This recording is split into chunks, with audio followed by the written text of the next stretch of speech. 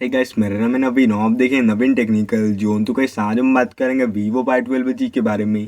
Guys आज को हमारा टॉपिक है navigation button settings and features, how to use. तो गाइस कैसे अपने फोन्स में देखिए navigation button settings and features को आप कैसे यूज़ कर पाएंगे इसी तरीके से। तो गाइस यह वीडियो को आखिरी देखिए एंड समझिए। एंड अभी तक आपने हमारे चैनल को सब्सक्राइब नहीं किया है तो प्लीज़ सब्सक्राइब कर लीजिएगा। तो गाइस बिना टाइम वेस्ट करे यह वीडियो स्टार्ट करते।